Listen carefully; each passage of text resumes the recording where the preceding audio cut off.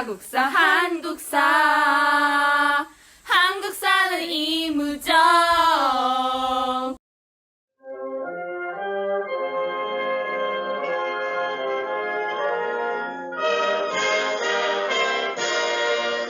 여러분 안녕하세요. 이번에 다뤄볼 주제 29 대한제국과 광무개혁입니다.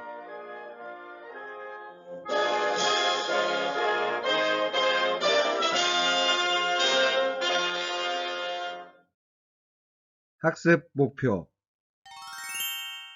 대한제국의 성립 과정과 광무개혁의 추진, 그리고 그 한계를 설명할 수 있다.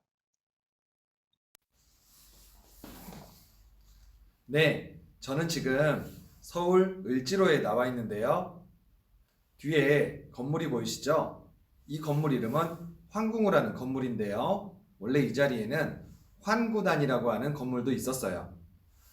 환구단과 환궁우가 있었다.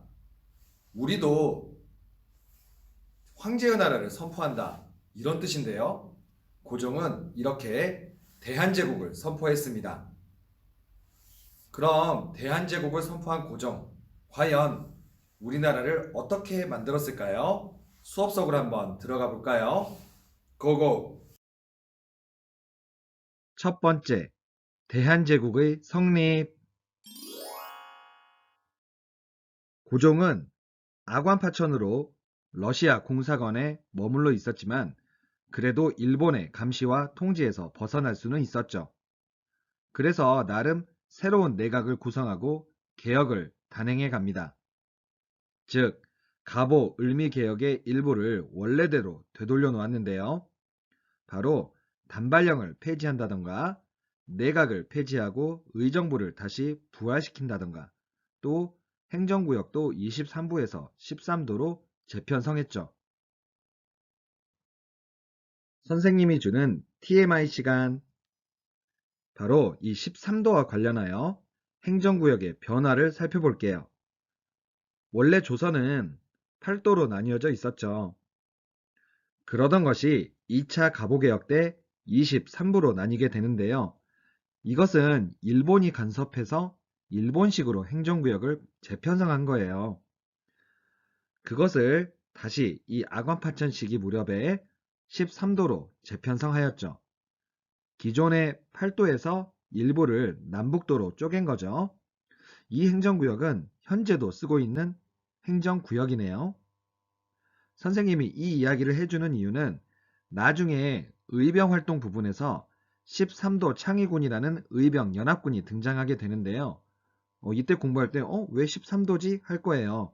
그래서 지금 여기서 미리 말씀드리는 겁니다. 그런데 고종이 러시아 공사관에 있죠. 그러니까 왕이 나라를 비우고 있으니 사람들이 얼마나 창피했겠어요? 특히 이때 독립협회가 맹활약 중이었죠. 그래서 사람들이 고종에게 전하, 얼른 궁으로 돌아오십시오. 나라의 이권이 다 뺏기게 생겼습니다. 하며 간곡히 호소했죠. 결국 고종은 백성들의 요구에 못 이겨 1년 만에 경운궁으로 다시 돌아옵니다. 컴백한 고종은 그래도 나름 각성을 하게 되는데요. 강한 나라를 만들어 보고자 1897년 8월 연호를 광무로 제정하고요. 그리고 1897년 10월 환구단이란 걸 만들어 황제 즉위식을 거행한 후 나라 이름을 대한제국이라고 선포했습니다. 그러니까 우리도 열강처럼 제국이 되겠다는 것이죠. 여러분, 현재 우리나라 이름이 뭐죠? 그렇죠. 대한민국이죠.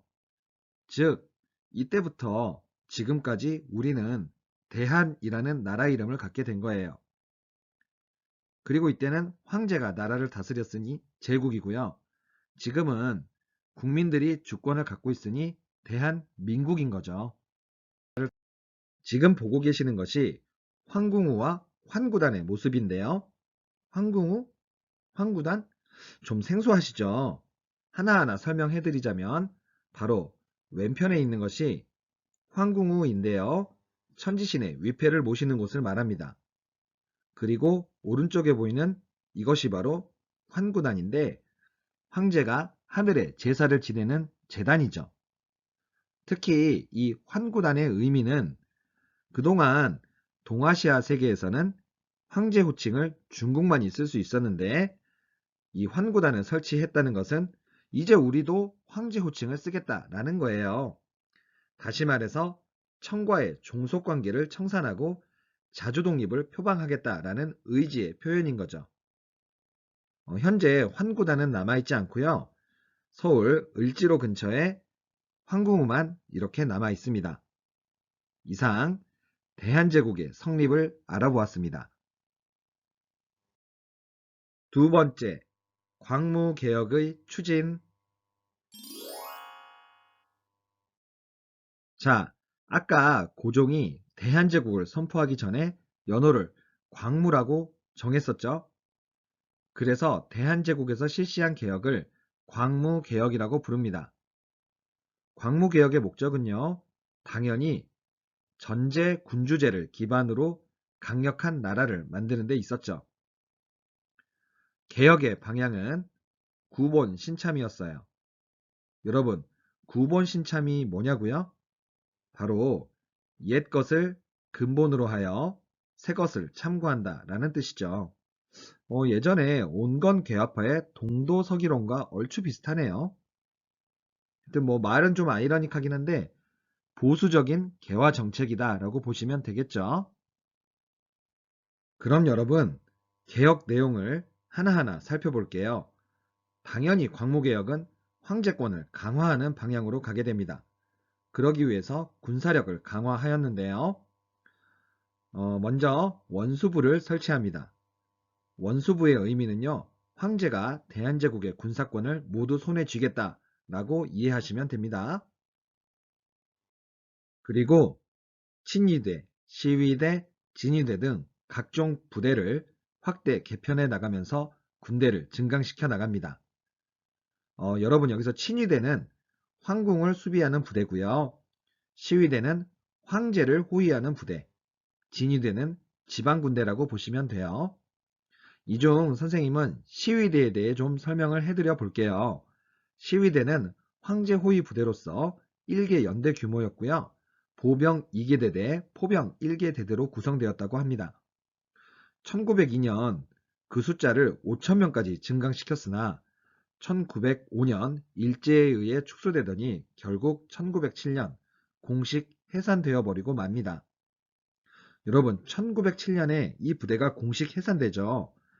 나중에 의병 활동을 배울 텐데 미리 말씀드리자면 이 1907년이 정미의병 때거든요. 이렇게 해산된 군인들이 의병으로 합류하게 되면서 의병의 전투력이 한층 업그레이드 되죠. 또한 근대적인 군대 양성을 위한 노력도 하는데요. 장교를 키우기 위한 무관학교도 설치했고요. 또 병력 규모를 늘리기 위해 징병제 시행도 준비하였습니다. 근데 여러분, 개혁을 하려면 돈이 있어야 되겠죠? 재정을 확보하기 위해 대한제국에서는 내장원을 설치하여 황실 재정을 담당하게 하였고, 이곳에서 황실 토지, 인삼 전매, 광산 개발, 철도 부설 등 각종 수익 산업을 관할하게 하였습니다. 그리고 대한제국은 대한국국제라는 것을 반포합니다. 대한국국제란 일종의 대한제국의 헌법이다라고 생각하시면 돼요. 그 주요 내용은 대한제국이 자주 독립국이다라는 것을 알리고 황제의 무한한 권한을 강조하며 전제군주제를 지향했죠. 다시 말해 황제에게 입법, 행정, 사법의 모든 권한을 다 준 거죠. 완전 절대 권력이네요. 대한국 국제의 내용을 보시면 이런데요. 앞을 보면 대한국 대황제가 죄다 들어있죠. 그러니까 혼자 모든 권한을 다 갖는다. 이렇게 보시면 됩니다. 다음으로 경제 부분의 개혁을 한번 봅시다. 먼저 토지에 대해서는 양전사업과 지게사업을 실시했습니다. 이 사업은 근대적인 토지제도와 지세제도를 확립하여 국가 재정을 강화하려는 목표를 가졌습니다. 먼저 양전 사업을 볼게요. 양전이라는 것은 땅을 측량한다는 뜻이죠. 정부에서 땅을 다시 측량한다는 것은 그만큼 세금을 정확하게 걷겠다, 이렇게 보시면 되겠죠. 그래서 이 사업을 담당하게 하려고 양지아문이라는 관청을 설치합니다. 쌤이 예전에 아문은 관청이라는 뜻이다 라고 말했었죠.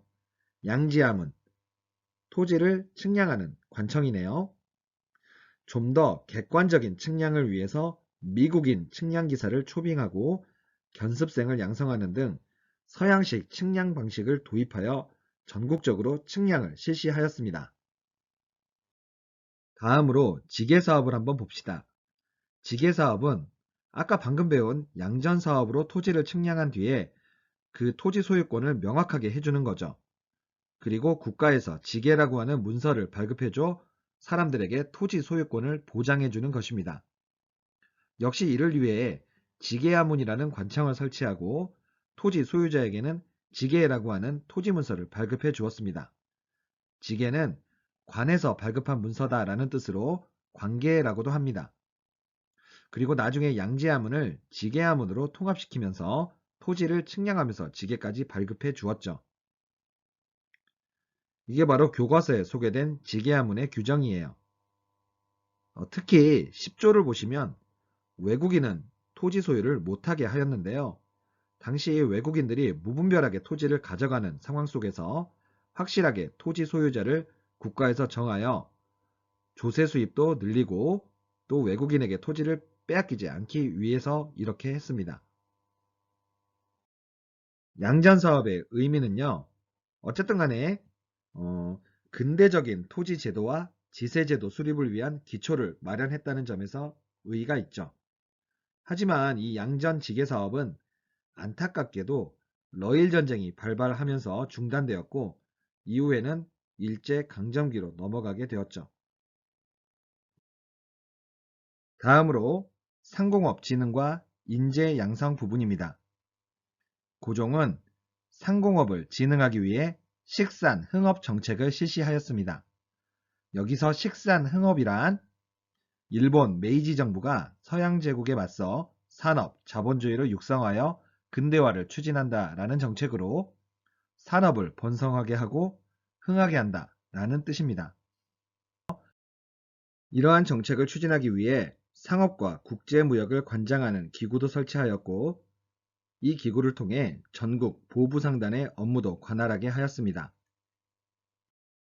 그리고 황실의 여러 가지 일을 담당하던 국내부의 산하기관을 통해 경의선 철도부설, 통신 등 근대시설을 도입하기도 했습니다. 인재 양성은 바로 교육과 관련된 분야인데요. 여러분, 광무개혁의 기본 방향이 뭐였죠? 그렇죠. 바로 구본 신참이었죠. 그래서 광무개혁에서는 이 원칙에 따라 유학교육과 성균관 교육도 강화합니다. 왠지 근대화하고는 맞지는 않네요. 그래도 근대화를 위한 기술, 실업교육을 강화하기 위해서 상공학교, 광무학교 등 실업학교를 설립하여 유능한 실무 관료를 양성하기 위해 노력했습니다. 황실 측근이나 전현직 관료들이 사립학교들도 설립하면서 우리나라의 신교육이 실시되기도 했죠. 내용 중 마지막 외교 파트를 봅시다. 외교는 열강들의 세력 균형 속에서 자주국으로서 국제사회 속으로 들어가려는 노력을 전개했습니다. 그래서 청과 대등한 입장에서 통상조약을 체결하였으며 벨기에, 덴마크 등과도 국교를 수립했습니다. 기타 만국 우편연합, 국제적십자서 등 국제기구에도 가입했으며 파리 만국 박람회에도 참가했습니다. 저 사진은 파리 만국 박람회 한국 전시관의 홍보 포스터예요. 박람회 안내책자에는 한국 정부 대표단은 극동의 모습을 가장 잘 살린 우아하고 독창적인 건축물을 세웠다 라고 소개했대요. 광무개혁의 의의를 한번 살펴볼게요. 광무개혁은 열강의 세력 균형을 배경으로 추진된 근대적 개혁이라는 데서 의미가 있습니다. 하지만 열강이 과연 대한제국을 제대로 인정해 줬을까요? 아마 겉으로만 인정하는 척하고 뒤에서는 이권을 빼앗아 먹으려 했을 거예요. 결국 러일 전쟁으로 열강의 세력 균형이 깨지자 이 광무개혁은 중단되고 말았고 그 이후에는 대한제국은 서서히 일본의 손으로 들어가게 되었죠. 이렇게 대한제국과 광무개혁을 살펴봤습니다. 마지막으로 국립고궁박물관에서 상영되었던 대한제국과 관련된 영상을 하나 보여드리면서 수업을 마치도록 할게요.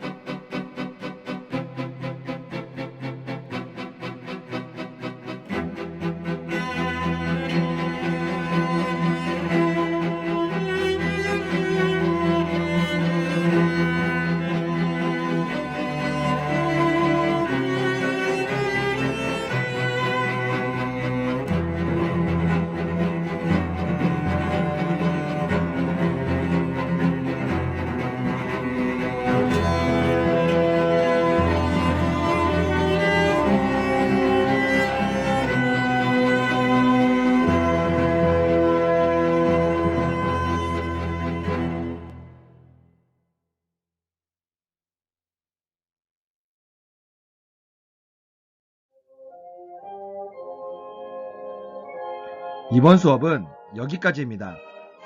여러분, 다음 시간에는 일본의 국권 침탈이라는 아주 슬픈 주제로 찾아뵐 거예요. 여러분, 고생하셨어요. 안녕.